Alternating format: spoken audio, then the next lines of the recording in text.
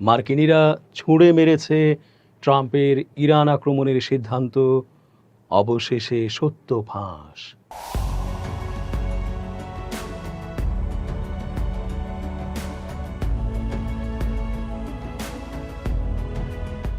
আসসালামু আলাইকুম দর্শক, কেমন আছেন?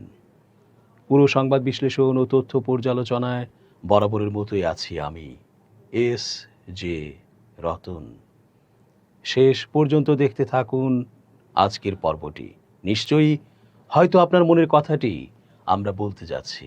চেঞ্জ টিভির আন্তর্জাতিক চোখ, আপনাদেরই অনুষ্ঠান। মার্কিনিরা আবারও আমেরিকার অভ্যন্তরে ক্ষোভ বিক্ষোভ জানাচ্ছে।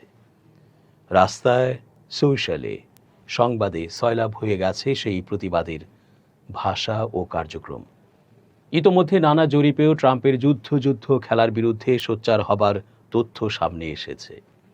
পশ্চিমা মিডিয়ার চোখ ফাঁকি দিয়ে ইচ্ছের বিরুদ্ধে প্রকাশ পাওয়া এই সকল তথ্য এখন দিবালোকের মতো জল করছে। যুক্তরাষ্ট্রের প্রেসিডেন্ট ডোনাল্ড ট্রাম্পের ইরান নীতির প্রতি মার্কিন জনসমর্থন আরও কমেছে। নতুন এক রয়টার্স ইপসোস জরিপে দেখা গেছে, ইরানের বিরুদ্ধে চলমান যুদ্ধে সমর্থন দিচ্ছেন মাত্র প্রতি 3 জনের একজন মার্কিন নাগরিক। একই সঙ্গে বেশিরভাগ মানুষ মনে করেন ট্রাম্প এই যুদ্ধে যুক্তরাষ্ট্রের উদ্দেশ্য স্পষ্টভাবে ব্যাখ্যা করতে পারেননি। শুক্রবার থেকে রোববার পর্যন্ত পরিচালিত এই জরিপের ফল সোমবার 27 জুলাই প্রকাশ করা হয়। এই জরিপ অনলাইনে পরিচালিত হয়। এতে যুক্তরাষ্ট্রের 1246 জন প্রাপ্তবয়স্ক মানুষ অংশ নেন। জরিপের সম্ভাব্য ত্রুটির সীমা ছিল +3% পয়েন্ট। জরিপ অনুযায়ী ইরান যুদ্ধের প্রতি সমর্থন নেমে এসেছে 33%, যা 5 মাস ধরে চলা এই সংঘাতের শুরুর দিকের পর সর্বনিম্ন। তবে একই সময়ে ট্রাম্পের ব্যক্তিগত অনুমোদনের হার 3% পয়েন্ট বেড়ে 37% পৌঁছেছে। গত মাসে এটি ছিল তার প্রেসিডেন্সির সর্বনিম্ন পর্যায়ের সমান। জরিপে অংশ নেয়া 69% মার্কিন নাগরিক বলেছেন ইরানে যুক্তরাষ্ট্রের সামরিক অভিযানের উদ্দেশ্য ট্রাম্প স্পষ্টভাবে ব্যাখ্যা করতে পারেননি। এমনকি রিপাবলিকান সমর্থকদের মধ্যেও প্রতি 10 জনের 4 জন একই মত দিয়েছেন। সংঘাত শুরুর পর ট্রাম্প কখনো বলেছেন ইরানের জনগণকে তাদের নেতৃত্ব পরিবর্তনে সহায়তা করতে চান, কখনো বলেছেন ইরানের ব্যালিস্টিক ক্ষেপণাস্ত্র সক্ষমতা ধ্বংসই লক্ষ্য, আবার কখনো পারমাণবিক অস্ত্র অর্জন ঠেকানোর কথা বলেছেন। লক্ষ্য নিয়ে এই পরিবর্তিত অবস্থানই জনমনে বিভ্রান্তি তৈরি করেছে বলে মনে করছেন বিশ্লেষকরা। তবে হোয়াইট হাউসের মুখপাত্র অলিভিয়া ওয়েলস বলেন, পরিবর্তনশীল জনমত জরিপ দেখে প্রেসিডেন্ট সিদ্ধান্ত নেবেন না। ইরানকে কখনোই পারমাণবিক অস্ত্র অর্জন করতে না দেওয়ার ব্যাপারে তিনি দৃঢ় প্রতিজ্ঞ। নভেম্বরে যুক্তরাষ্ট্রের মধ্যবর্তী নির্বাচনের আগে যুদ্ধ নিয়ে জন অসন্তোষ ট্রাম্প ও রিপাবলিকান পার্টির ওপর চাপ বাড়াচ্ছে। কংগ্রেসে তাদের অল্প ব্যবধানের সংখ্যাগরিষ্ঠতা ধরে রাখাই এখন বড় চ্যালেঞ্জ। জর্জিয়ার অবসরপ্রাপ্ত সাবেক মেরিন সদস্য অ্যালেক্স ওম্যাক রয়টার্সকে বলেন, আমরা কেন ইরানের সঙ্গে যুদ্ধে জড়ালাম সেটাই পরিষ্কার নয়, আমার কোনো ধারণা নেই। তিনি জানান, যুদ্ধের কারণে ট্রাম্পের প্রতি তার সমর্থনও কমে গেছে। এ পর্যন্ত এই সংঘাতে 18 জন মার্কিন সেনা নিহত হয়েছেন। অন্যদিকে ইরান ও লেবাননে প্রাণ হারিয়েছেন হাজারো মানুষ। এদিকে যুদ্ধের প্রভাবে যুক্তরাষ্ট্রে জ্বালানির দাম উল্লেখযোগ্যভাবে বেড়েছে। বর্তমানে দেশ জুড়ে প্রতি গ্যালন পেট্রোলের গড় দাম $4 কিছু বেশি, যা যুদ্ধ শুরুর আগে ছিল প্রায় $3। রিপাবলিকান কৌশলবিদ অ্যালেক্স কনেন্ট বলেন, যুদ্ধের কারণে অর্থনৈতিক বার্তা মানুষের কাছে পৌঁছে দেয়া কঠিন হয়ে পড়েছে। যখন বৈদেশিক সংঘাতই প্রধান আলোচনার বিষয় হয়ে ওঠে, তখন অর্থনীতি নিয়ে জনগণকে আশ্বস্ত করাও কঠিন হয়। জরিপে দেখা গেছে, নিবন্ধিত স্বতন্ত্র ভোটারদের 36% কংগ্রেস নির্বাচনে ডেমোক্র্যাট প্রার্থীকে সমর্থন করতে চান, যেখানে রিপাবলিকানদের পক্ষে রয়েছেন 20%। অর্থনৈতিক নীতির ক্ষেত্রেও স্বতন্ত্র ভোটারদের বড় অংশ ডেমোক্র্যাটদের ওপর বেশি আস্থা প্রকাশ করেছেন। 2024 সালের নির্বাচনী প্রচারে ট্রাম্প প্রতিশ্রুতি দিয়েছিলেন তিনি যুক্তরাষ্ট্রকে দীর্ঘমেয়াদী যুদ্ধে জড়াবেন না। শুরুতে তিনি ধারণা দিয়েছিলেন ইরান সংঘাত 4 থেকে 5 সপ্তাহের বেশি স্থায়ী হবে না। জর্জিয়ার স্বতন্ত্র ভোটার রায়ান অ্যান্ডারসন, যিনি 2024 সালে ট্রাম্পকে ভোট দিয়েছিলেন, বলেন, আমার মতে বিদেশের পরিবর্তে যুক্তরাষ্ট্রের অভ্যন্তরীণ সমস্যাগুলোতেই সরকারের বেশি মনোযোগ দেয়া উচিত। দেশের ভেতরেই অনেক মানুষ সাহায্যের অপেক্ষায় আছেন। যুক্তরাষ্ট্রের প্রেসিডেন্ট ডোনাল্ড ট্রাম্প বলেছেন ইরানের সঙ্গে তাদের ভালো আলোচনা চলছে এবং চলমান সংকটের কূটনৈতিক সমাধানের সম্ভাবনা রয়েছে। তবে আলোচনায় ফল না এলে যুক্তরাষ্ট্র আবারও ইরানের ওপর সামরিক হামলা শুরু করবে বলেও সতর্ক করেছেন তিনি। সোমবার 27 জুলাই ওয়াশিংটনে সাংবাদিকদের সঙ্গে আলাপকালে ট্রাম্প বলেন, আমাদের আলোচনা ভালোই এগোচ্ছে, কিছু একটা হওয়ার ভালো সম্ভাবনা আছে।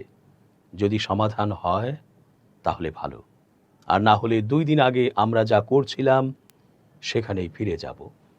পরে মিশিগানে এক নির্বাচনী সমাবেশে ট্রাম্প আরও কঠোর ভাষায় বলেন, ইরানকে ঘুষ দিয়ে থামানো যাবে না, তাদের শক্তি দিয়ে মোকাবেলা করতে হবে। তবে আপাতত বন্ধুত্বপূর্ণ আলোচনা চলছে। ট্রাম্পের আশাবাদের বিপরীতে ইরান জানিয়েছে তারা আলোচনার জন্য নতুন করে কোনো অনুরোধ করেনি। ইরানের পররাষ্ট্র মন্ত্রণালয়ের মুখপাত্র ইসমাইল বাঘাই বলেন, মধ্যস্থতাকারীদের মাধ্যমে 2 পক্ষের মধ্যে বার্তা আদান প্রদান চলছে এবং তেহরান কূটনীতির পথ ছাড়েনি।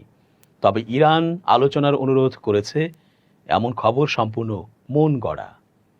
অন্যদিকে রয়টার্সকে এক জ্যেষ্ঠ ইরানি কর্মকর্তা জানান, ট্রাম্প ঘোষিত যুদ্ধবিরতি কার্যকর থাকা পর্যন্ত ইরানও নতুন হামলা থেকে বিরত থাকবে। যুক্তরাষ্ট্র শনিবার ইরানের বিরুদ্ধে টানা 2 সপ্তাহের বিমান হামলা সাময়িকভাবে স্থগিত করার পরও উত্তেজনা কমেনি। সোমবার সৌদি আরব, জর্ডান ও ইরাক ড্রোন হামলার খবর জানায়। সৌদি কর্তৃপক্ষ জানায়, রিয়াদ সহ বিভিন্ন তেল স্থাপনাকে লক্ষ্য করে ছোঁড়া ড্রোন ভূপাতিত করা হয়েছে।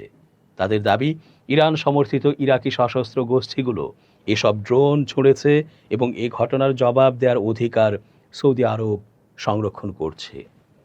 এদিকে ইয়েমেনের হুথি বিদ্রোহীরা জানিয়েছে, সৌদি আরবের লোহিত সাগর তীরবর্তী ইয়ানবু বন্দরে যাওয়া ইস্ট ওয়েস্ট তেল পাইপলাইনে তারা হামলা চালিয়েছে। এটি সৌদি ড্রোন অভিযানের প্রতিশোধ বলে দাবি করেছে গোষ্ঠীটি। ইরান আবারও দাবি করেছে বিশ্বের অন্যতম গুরুত্বপূর্ণ জ্বালানি রুট হরমুজ প্রণালীর ওপর তাদের নিয়ন্ত্রণ বহাল রয়েছে। অন্যদিকে ইরানের সামরিক বাহিনী অভিযোগ করেছে যুক্তরাষ্ট্র তাদের আঞ্চলিক জলসীমায় জাহাজ ও তেলবাহী ট্যাঙ্কারকে হুমকি দিচ্ছে এবং অবৈধ সামুদ্রিক অবরোধের চেষ্টা করছে, যা আঞ্চলিক সংঘাত আরও বাড়িয়ে তুলতে পারে। এদিকে ইরানের রাষ্ট্রীয় গণমাধ্যমের দাবি, অনুমতি ছাড়া হরমুজ প্রণালী অতিক্রমের চেষ্টা করা 6টি জাহাজকে তারা ফিরিয়ে দিয়েছে। যুক্তরাষ্ট্র হামলা স্থগিত এবং ট্রাম্পের আলোচনার ইঙ্গিত দেওয়ার পর আন্তর্জাতিক বাজারে তেলের দাম উল্লেখযোগ্যভাবে কমেছে। মার্কিন অপরিশোধিত তেলের দাম 8.21% কমে ব্যারেল প্রতি $81.98 নেমেছে, আর ব্রেন্ট ক্রুডের দাম 9.31% কমে দাঁড়িয়েছে ব্যারেল প্রতি $87.77। রয়টার্সের এক মার্কিন কর্মকর্তার বরাত দিয়ে জানানো হয়েছে, সামরিক কমান্ডাররা ট্রাম্পকে পরামর্শ দিয়েছিলেন যে বোমা হামলায় লক্ষ্যবস্তু প্রায় শেষ হয়ে এসেছে এবং অস্ত্রের মজুত নিয়েও উদ্বেগ তৈরি হয়েছে। তবে ট্রাম্প এ ধরনের দাবি উড়িয়ে দিয়ে বলেন, ওয়াশিংটন ও তেহরান জুন মাসে আগস্টের শেষ নাগাদ পারমাণবিক কর্মসূচি সহ গুরুত্বপূর্ণ বিষয় নিয়ে আলোচনার একটি কাঠামোতে সম্মত হয়েছিল। তবে হরমুজ প্রণালী দিয়ে জাহাজ চলাচল নিয়ে ওই সমঝোতার ব্যাখ্যায় 2 দেশের মধ্যে এখনও মতপার্থক্য রয়েছে। যুক্তরাষ্ট্রের দাবি, ওই সমঝোতা অনুযায়ী প্রণালীতে অবাধ নৌ চলাচল নিশ্চিত করতে হবে। অন্যদিকে ইরান বলছে সেখানে চলাচল তদারকি এবং প্রয়োজনে ট্রানজিট ফি আরোপের অধিকার তাদের রয়েছে। ইরানের পারমাণবিক কর্মসূচি ঘিরে আবারও বাড়ছে উত্তেজনা। যুক্তরাষ্ট্রের সঙ্গে কূটনৈতিক আলোচনা চলার মধ্যেই তেহরান গোপনে ভূগর্ভস্থ পারমাণবিক স্থাপনা নির্মাণ করছে বলে অভিযোগ তুলেছে ইসরায়েল। ইসরায়েলের প্রধানমন্ত্রী বেনিয়ামিন নেতানিয়াহু এ বিষয়ে গোয়েন্দা তথ্য প্রমাণ নিয়ে মার্কিন প্রেসিডেন্ট ডোনাল্ড ট্রাম্পের সঙ্গে বৈঠকে বসতে যাচ্ছেন। সোমবার 27 জুলাই জেরুজালেমের একটি নির্ভরযোগ্য সূত্রের বরাতে এই খবর প্রকাশ করেছে মার্কিন সংবাদ মাধ্যম দ্য নিউ ইয়র্ক পোস্ট। প্রতিবেদনে বলা হয়, হোয়াইট হাউসে প্রেসিডেন্ট ট্রাম্পের সঙ্গে মঙ্গলবার ইসরায়েলি প্রধানমন্ত্রী নেতানিয়াহুর এক দ্বিপাক্ষিক বৈঠক ইতোমধ্যে অনুষ্ঠিত হয়েছে। এতে চলমান ইরান যুদ্ধ ও তেহরানের পারমাণবিক কর্মসূচি বন্ধের বিষয়টি আলোচনার মূল কেন্দ্রবিন্দুতে ছিল।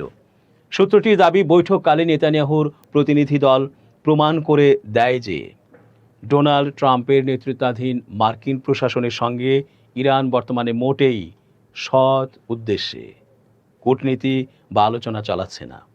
মার্কিন সংবাদ মাধ্যম দ্য ওয়াল স্ট্রিট জার্নাল জানিয়েছে, ইসরায়েলের গোয়েন্দা সংস্থাগুলোর হাতে আসা তথ্য অনুযায়ী 2020 সালে নির্মাণ কাজ শুরুর পর এবারই প্রথম ইরানের কঠোর নিরাপত্তা বেষ্টিত পিক্যাক্স মাউন্টেন ভূগর্ভস্থ স্থাপনায় ইউরেনিয়াম সমৃদ্ধকরণের জন্য ব্যবহৃত পারমাণবিক সেন্ট্রিফিউজ নিয়ে যাওয়া হচ্ছে। নাতাঞ্জ পারমাণবিক স্থাপনার ঠিক কাছেই কোলাং পর্বত এর 300 ফুটেরও বেশি গভীরে নির্মিত সুবিশাল এই পাহাড়ি ঘাঁটিটি ইরানের কৌশলগত পারমাণবিক কর্মসূচির অংশ বলে পশ্চিমা বিশ্ব দীর্ঘদিন ধরেই সন্দেহ করে আসছে।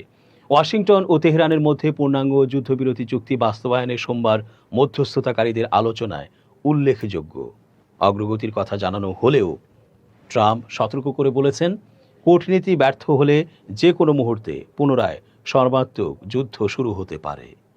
এর আগে মার্কিন প্রেসিডেন্ট ট্রাম্প পিক্যাক্স মাউন্টেনে ইরানের সামরিক তৎপরতার খবরকে কিছুটা গুরুত্বহীন করার চেষ্টা করে সাংবাদিকদের বলেছিলেন যে এই বিশেষ পাহাড়ি ঘাঁটিতে নতুন কোনো তৎপরতা নিয়ে যুক্তরাষ্ট্রের কাছে পর্যাপ্ত তথ্য নেই।